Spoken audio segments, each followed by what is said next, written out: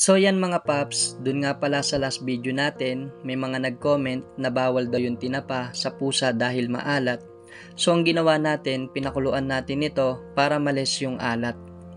May mga nag-comment din doon mga paps na dapat daw ay tinanggal na natin yung tinik ng isda dahil makakasama ito sa mga pusang pinapakain natin.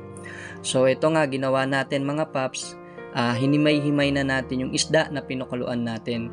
Nagpapasalamat ako doon mga paps sa mga nag-comment na yon dahil kahit papaano mga paps is hindi naman masama yung comment nila. Ang ibig lang nilang sabihin mga paps kung ano yung makakabuti sa mga pinapakain nating pusa. Kaya dapat natin silang pasalamatan mga paps. So ngayon ginawa natin, nilagyan na rin natin mga paps nung kaunting kanin. So dagdag na rin mga paps para sa mga pusang pinapakain natin. So ito na mga paps, na-ready na nga natin para ipakain sa mga pusang inaalagaan natin dito sa labas ng bahay. Ayan mga paps, naghihintay na sila sa pagkain nila. Alam mo yon na tuwan-tuwa yung mga pusa na yan mga paps pagka bibigyan mo sila ng pagkain. Damang-dama nila mga paps yung saya na mabubusog na naman yung sikmura nila. So yan mga paps huwag nyo nasasaktan yung mga stray na hayop.